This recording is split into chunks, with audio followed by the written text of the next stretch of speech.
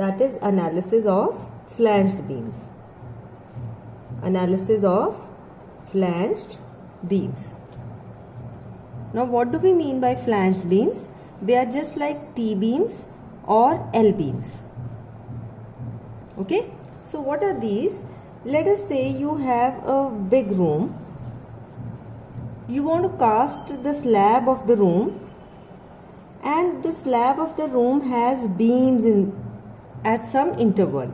So what we do is, in construction we have the beams that are cast along with slabs. Okay, so something of this type is actually there in construction. Okay, so when we are analyzing this beam, we don't analyze this beam just like a rectangular beam. Rather, we take some portion of the slab, assuming it to be acting with the beam. It bends with the beam. So it means now the beam is not a rectangular beam, it is actually a T-beam. So this is the complete beam that we want to analyze now. Okay. Similarly, if the beam is towards the end of the section, it will be acting just like the L-beam. Some portion of the slab will be acting along with this. So this is the type of the beams. Okay. So when we are designing or when we are analyzing the beams, what will be given to us? We will be knowing how much reinforcement we have provided as tension reinforcement. We will be knowing that how much is the width of this web that we have provided. Okay. We will be knowing how much is the depth of slab, so that is called dF. But we will not be knowing how much will be the width of this flange.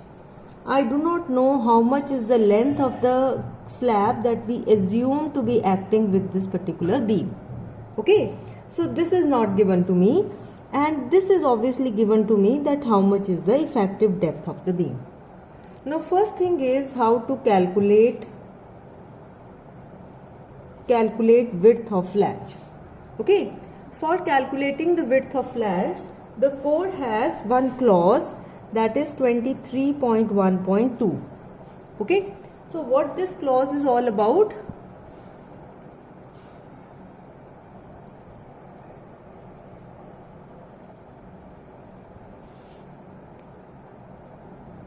I will open this clause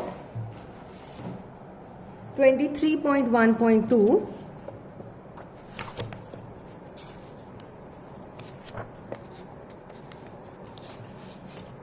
T-beams or L-beams.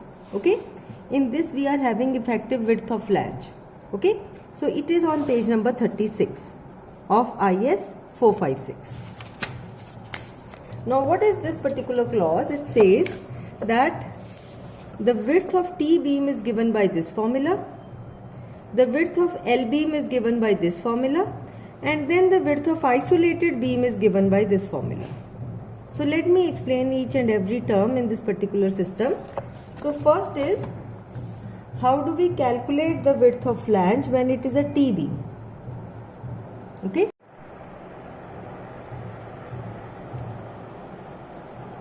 If it is a T-beam that is cast monolithic with the slab, then that case BF will be given by, width of flange will be given by L0 by 6 plus BW plus 6 times DF. Code further says that this particular should not be more than BW plus half times sum of clear distances to the adjacent beams. I'll just explain what does it mean.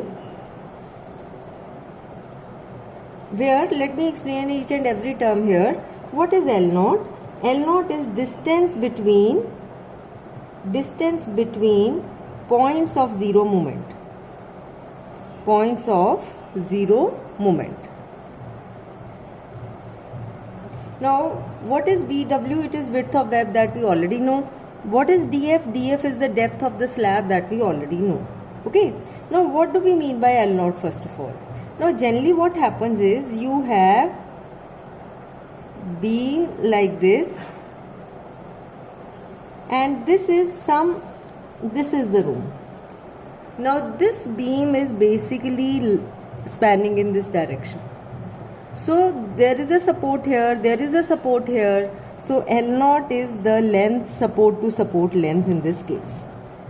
Okay. So when we are having a simply supported beam, what is L0? L0 is the distance between one support and another support. Clear? But if we are having a continuous kind of beam, what do we mean by continuous beam? We have a support here, we have a support here, we have a support here, all those things. Then in this case, you know your bending moment diagram is not going to be like this. Your bending moment diagram will be like this. So in this case, you will be taking the distance from this zero moment to the distance from another zero moment. So this value is either taken as the length of the beam, if it is a simply supported beam, or it is generally taken as 0.7 times the effective span, if it is a continuous beam. We will be taking simply supported beams. In that case, I will be taking the value of simple effective length. Okay. Now I suppose you know each and every value. Then it says it should not be more than BW plus half of the clear distances between the adjacent beams. Now what do we mean by this? It means that, see, this is the clear distance between the two beams. This is the clear distance. This is also the clear distance between the second thing. So what does the code says? It should not be more than this BW should not be more than BF should not be more than BW, this one, plus half distance from this side, half distance from this side. Okay. So it means we do not want one beam to basically overlap into the another beam. So that's why we have this clause. Is it okay? I hope this is clear to you. Now the values for L beams. If instead of the T beam, if instead of the intermediate beam we have the end beam, then in this case this will be called the L beam. This is the width of the flange of the L beam. Okay. Then code says that for L beams, the value of BF is L0 by 12 plus BW plus 6 times DF. The terms means the same. Okay. Now further, there is one more clause that the code says that in case of isolated beams.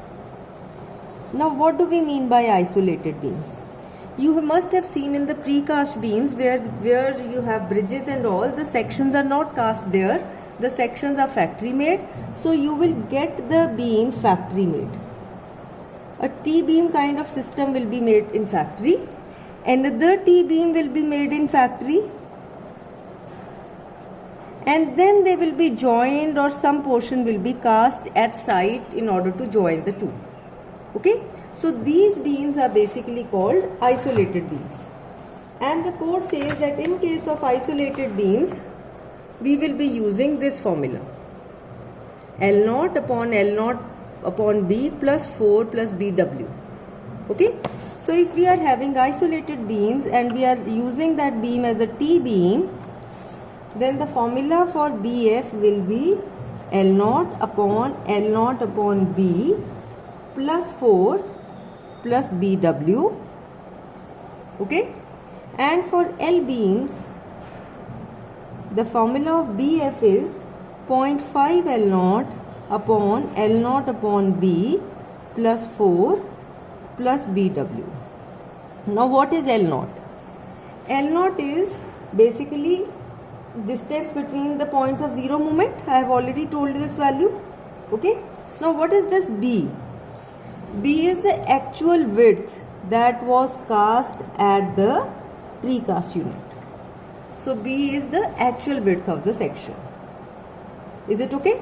So what I told you that it can be L0 can be taken as 0.7 times the effective span. It is written in this code itself. For continuous beams, L0 may be assumed as 0.7 times the effective span. Okay. Now this is all about the another term that is used in the beams. Now let us say I want to analyze a T-beam. So analysis of a T-beam, now what will be given to me is this beam now. I have taken the data. I am having with me the width of the beam, width of flange, width of web, depth of flange, effective depth, and the area of tension reinforcement, AST. ठीक है? And what is required is I want to calculate moment of resistance of this particular beam, or I want to calculate safe load carrying capacity.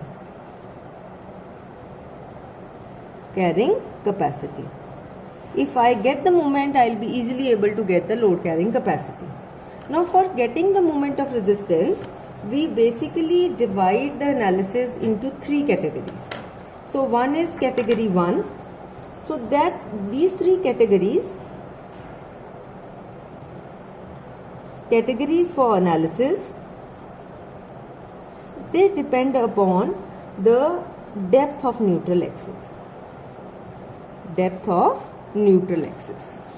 So first category is neutral axis lies in the flange. Okay, so that is neutral axis lies in the flange. That is XU is less than or equal to DF. Is it okay?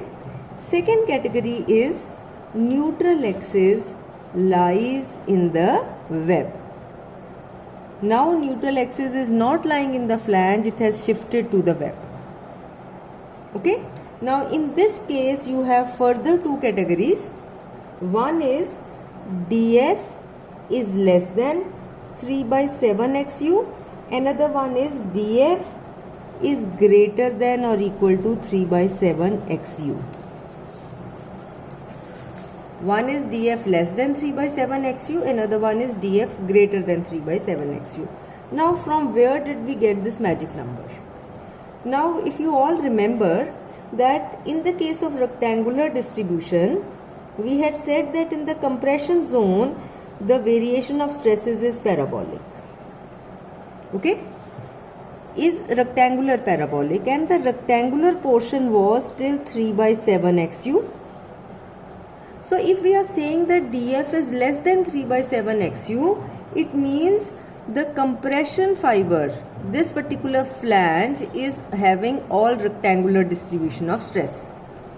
If DF is greater than 3/7 XU, then this particular flange will have both rectangular and some portion of the parabolic distribution as well. Okay, so in this case your compressive stress in flange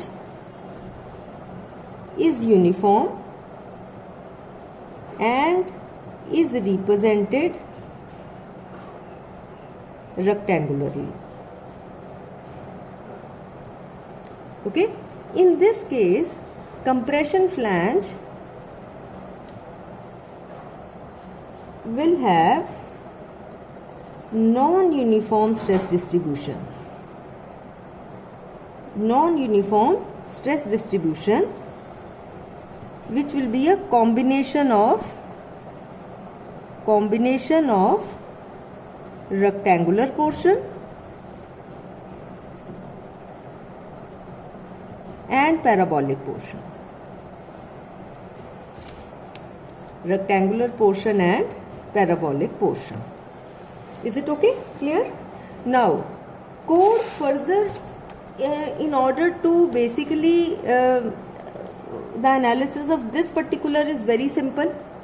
First of all, we will do the analysis when the neutral axis lies in the flange. Then I will move on to the analysis when the neutral axis lies in the web. So I am moving on to, first of all, how do we get moment of resistance when neutral axis lies in the web, lies in the flange. That is, I am talking about case 1. Now in case 1, the distributions are very simple. You have the neutral axis that is lying in the flange itself. So this is XU. Okay. Now if I talk about the strain distribution, we all know that the strain distribution will be, this is 0.0035 and then this is epsilon st. Okay. If we are talking about the stress distribution, I know till the compression zone we will have the parabolic stress distribution. And in the tension portion, concrete does not take any stress, whole of the stress is taken by steel. So this is FST, this is in concrete. Okay. So this value we all know is given by 0.36 FCK XU into BF. Into it used to be B, but in this case this particular B is nothing but BF. This is the area. Okay, and this value we all know is 0.87 Fy into AST. Clear? So for getting moment of resistance, what is our first step? We want to get the value of XU. How can I get the value of XU? I can get the value of XU by equating the two. So it means first step will be, I will find XU by C is equal to T, that is by 0.36 FCK XU into BF. This is equal to 0.87 Fy into AST. I told you that we are given with type of steel, type of concrete, so this value is given to me. I know how much is the width of flange, I know what is the type of steel, and I know the area of steel. So I do not know XU, I will be able to get the value of XU. Now once getting the value of XU, getting moment is any force into lever arm. So this lever arm we all know is D minus 0.42 XU. We have already done it for the rectangular sections. So it means in this case it is 0.36 FCK XU into BF D minus 0.42 XU. Okay. So if you remember, this formula was exactly the same as we had given it for the rectangular sections. Only difference is instead of B, that is width of the rectangular section, what are we using is width of flange. Okay, so it means the expression is exactly same as that of rectangular section with B is equal to width of flange. Now B will be replaced by width of flange. So analysis when the neutral axis lies in the flange is very simple. It's just like a rectangular section analysis. Okay. Next is analysis when neutral axis lies in the web. So I am basically now talking about case 2A. Okay. So analysis when neutral axis lies in the web and DF is less than 3/7 XU. Now, in order to make it more clear, the code does not use this particular term, because when we start the analysis, I really do not know the value of XU. So, in order to first of all judge what kind of case it will be, code says that don't use the value of XU. What does the code says? That use rather because you are having what XU is the depth of neutral axis. We have already used a term XU limiting, that was neutral axis of balanced section. And we always prefer an under reinforced sections rather than over reinforced. So in any case, most of the times DF will be less than 3/7 XU limiting. So instead of using the term XU, we are using the term XU limiting. Okay. Then I say divide left hand side as well as right hand side by D. Okay. So what do I get is DF upon D is less than or equal to 3/7 XU limiting upon D. And if you all remember, this XU limiting upon D used to depend upon the type of steel. Isn't it? And for Fe250, this value used to be 0.53. For Fe415, this value used to be 0.48. And for Fe500, this value used to be 0.46. So if I use these values over here, this complete expression, the value becomes 0.227, 0.2057, 0.1971. All these values are nearly equal to 0.2. So what does the code says in annexure? Code has everything that is given here. Moment of resistance for rectangular sections, rectangular and T sections. So the code says this G2 is for flange sections, that is T sections. The code says the limiting value of moment of resistance may be obtained by following the equation that this if dF upon D does not exceed 0.2. So from where are we getting this 0.2 as a number? We are getting this dF upon D 0.2 from this particular explanation. Is it okay? So what does the code says? If dF upon D is less than or equal to 0.2, then most likely it is case 2A. Because at the beginning I know what is the depth of flange, I know over effective depth, so I can calculate the value right at the beginning of the question and see whether it will fall into case 2A. So this is my first guess, that okay, if it is less than 0.2, I'll be taking this as case 2A. Clear? In case 2A, neutral axis will, in case 2A, neutral axis will lie in the web, but your stress distribution will be something of this type, and this rectangular portion dF is less than 3 by 7 XU. So this rectangular portion is far greater than the depth. So it means your whole of the depth is having the rectangular kind of distribution, where the maximum value used to be 0.446 FCK. Okay, clear? Now in order to calculate moment of resistance of this kind of section, the contribution will come both from the flange as well as from the web. So it means it will be, what we can do is this whole will be contributing. Okay. Now in order to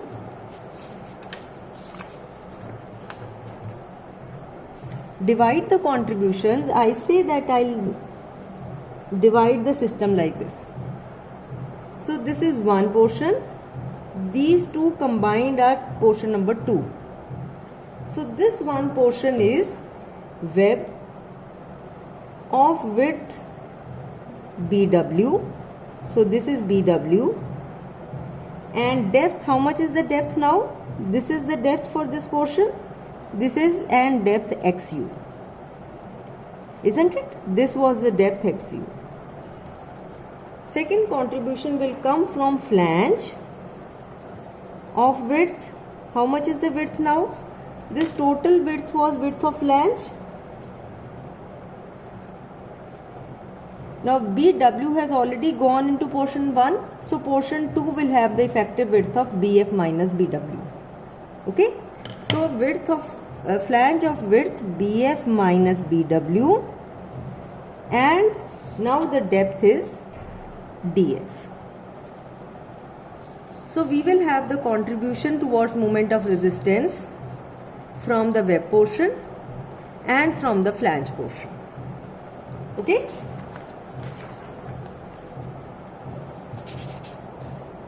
Is it okay? Clear?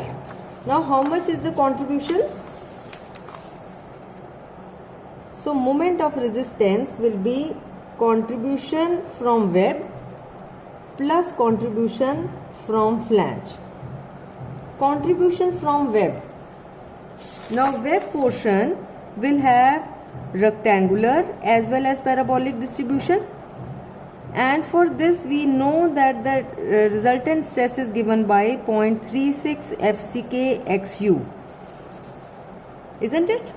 So it means web portion, it is 0.36 FCK XU. Now the width is BW into, then if you are having this distribution, then we know this distance is D minus 0.42 XU.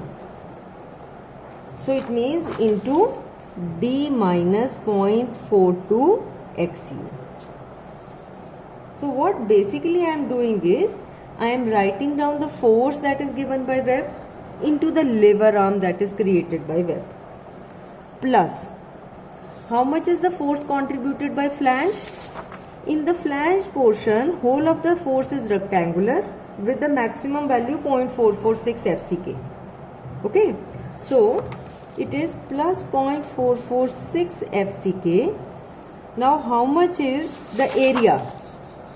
Area will be this portion plus this portion. So it means the width of this is BF minus BW, the depth of this is DF. So this is what? This is DF. So into FCK, BF minus BW. See, we had the stress. I am converting it into two components of width and depth, so in order to create it a force. Okay. So this is the area. So we have converted this stress into force. Into further, what I'll do is I'll multiply it with lever arm. Now see, this is the rectangular component. I know the rectangular distribution, the force lies in the center. So this is DF. This is tensile. So how much is this lever arm? D minus DF upon 2. Total is DF. Half of it will be DF by 2. So this distance will be D minus this distance from here to here. D minus DF upon 2. Okay. So lever arm is D minus DF upon 2. So this is the value that we will be using for calculating the moment of resistance. Okay. And for calculating XU, for XU we will have to make it C is equal to T. Now compressive force is contributed both by web and by flange. So force that is contributed by web is 0.36 FCK XU into BW is the contribution by web, plus 0.446 FCK BF minus BW into DF. This is the force contributed by flange portion, is equal to 0.87 Fy into AST. So in this case, you know everything except XU. We will be finding out XU by using this equation, and then we will be using this XU over here to calculate the moment of resistance. Is it okay? Clear? What I have told you is that if neutral axis lies in the web, then after that I will check whether DF upon D is less than 0.2. If it is less than 0.2, I will assume it to be case 2A. In case 2A, I will be using this formula to get XU. Once done XU, I will be calculating moment by using this formula. Is it okay? Clear? Now coming to case 2B. That is DF by D is greater than 0.2. That is, in other words, DF is greater than 3 by 7 XU. In this case, you will have a very complicated distribution in the compressive flange also. So the code says that instead of using any complicated system, we will be using these same formulas but use same formulas as in case 2b, as in case 2a, but use gamma f instead of df. Use gamma f instead of df in all these formulas. Where what is gamma f? The code says gamma f is given by 0.15 XU plus 0.65 df, but it should not be more than df. Is it okay? Clear? Where is it written? It is all written in the code annexure G. Annexure G. Okay? So what is written here?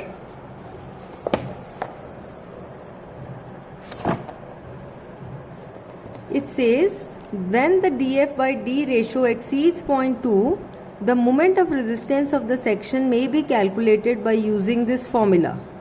If you will look carefully in this formula, everything is same except instead of df we are using gamma f at these two locations. Where what is gamma f? Gamma f is given by 0.15 XU plus 0.65 df, but not greater than df. But not greater than df. Is it okay? Clear? So we'll be using everything same, only difference is change in the values of gamma f. Clear?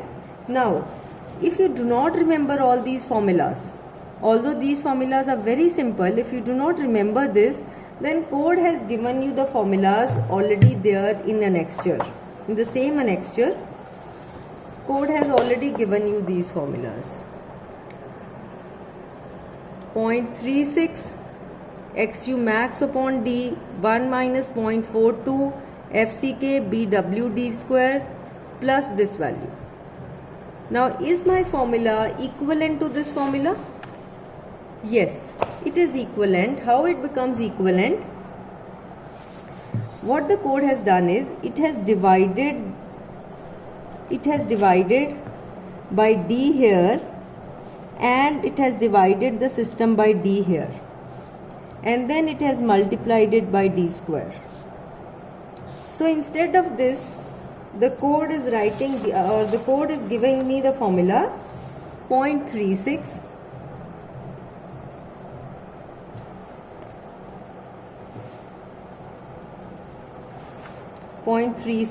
XU by D into D gets cancelled here, 1 minus 0.42 XU by D FCK. So FCK that was written here, the code has shifted it here. Okay, FCK BW into D square. So it is exactly the same formula, only thing is the code has divided by D square in the denominator and multiplied with the same value. Clear? And this particular expression is exactly the same. So if you do not remember the formulas, it is the same formulas that are given. Okay? So this is the basis of my analysis. How I will be using these bases, I will be doing 3 questions in my next class. In that I will be telling you how to choose a case and then how to get the value of moment of resistance. Okay? Thank you.